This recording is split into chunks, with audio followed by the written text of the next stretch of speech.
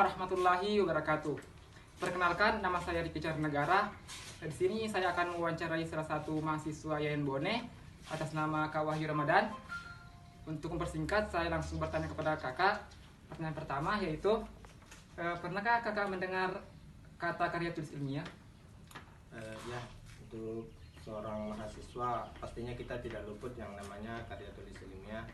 Jadi secara tidak langsung kita sudah memahami apa itu karya tulis ilmiah.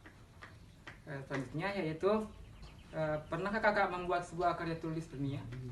Untuk membuat ya sering, dari semester awal sampai sekarang itu sudah kewajiban sebagai mahasiswa, karena itu salah satu untuk memenuhi tugas-tugas daripada masing-masing mata kuliah.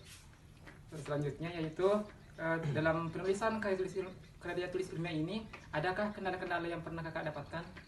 Untuk kendala sih dalam penulisan karya ilmiah sangat banyak ya didapat, terutama itu dalam kendala khusus yang seperti yang pertama, kurangnya pemahaman kita tentang penulisan karya ilmiah, kurangnya metode-metode tentang pemahaman karya tulis ilmiah. Ya, untuk secara umumnya kendalanya itu seperti rasa malas, seperti itu. Selanjutnya yaitu, seperti yang kakak tadi sampaikan mengenai faktor malas. Yang ingin saya tanyakan yaitu, mengapa sih mahasiswa ini bisa malas dalam membuat sebuah karya tulis ilmiah? Ya, untuk saya pribadi, mengapa saya malas untuk membuat suatu karya tulis ilmiah? Yang pertama itu sangat menjenuhkan ya, sangat menjenuhkan. Yang kedua, saya kurang memahami tentang metode-metode penulisan karya ilmiah, sehingga itu yang menyebabkan saya pribadi malas untuk melakukan atau membuat suatu karya tulis ilmiah. Untuk pertanyaan terakhir, apa sih solusi yang dapat kakak berikan kepada mahasiswa yang ingin membuat suatu karya tulis ilmiah atau yang sedang menjalankan skripsinya?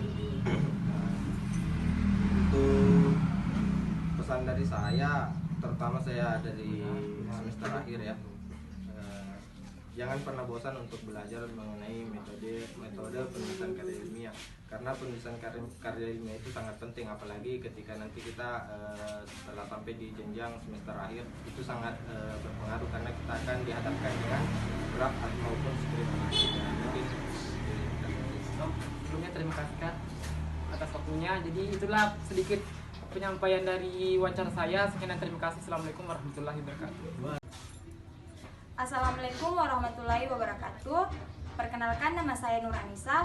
Di sini saya akan mewawancarai salah satu mahasiswa Yayan Bone yang tepatnya bernama Aswar Anas. Untuk mengefisienkan waktu, langsung saja saya akan bertanya. Yang pertama, pernahkah Kak Aswar mendengar kata karya ilmiah?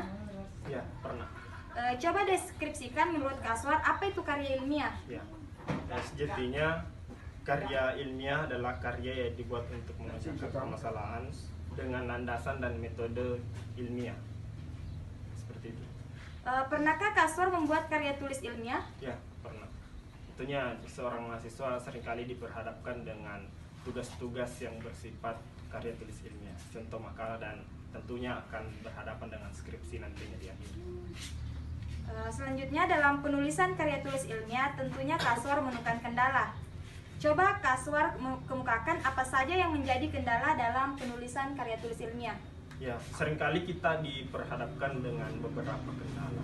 Yang pertama, kendala kurangnya referensi. Sebagai seorang mahasiswa, tentunya kita tidak boleh menjadi seorang mahasiswa yang plagiat.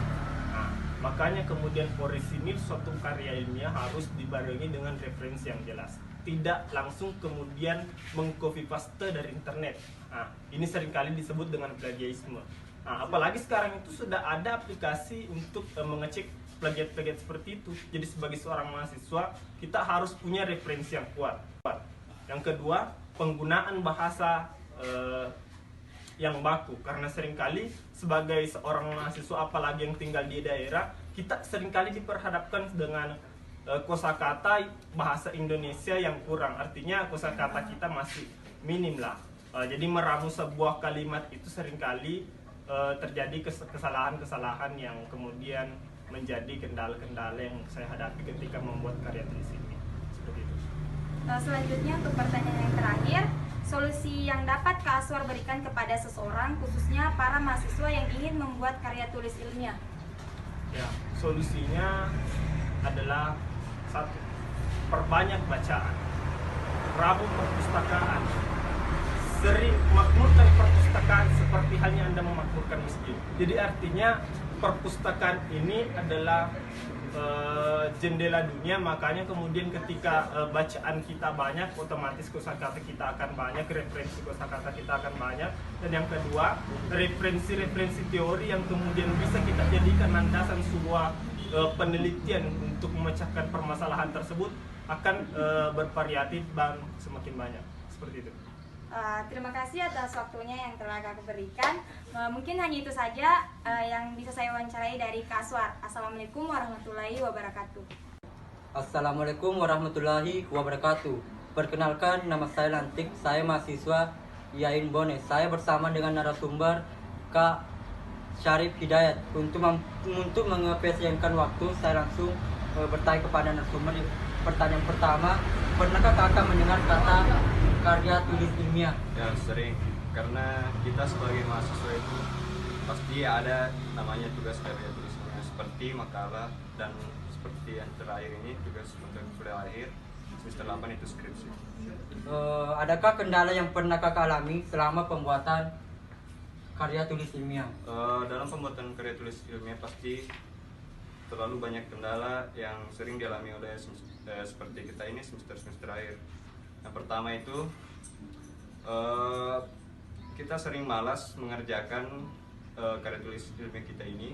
Yang kedua, kita sering menunda-nunda pekerjaan karya tulis ilmiah ini. Dan yang ketiga itu masih kurangnya referensi, karena sering susah untuk mendapatkan referensi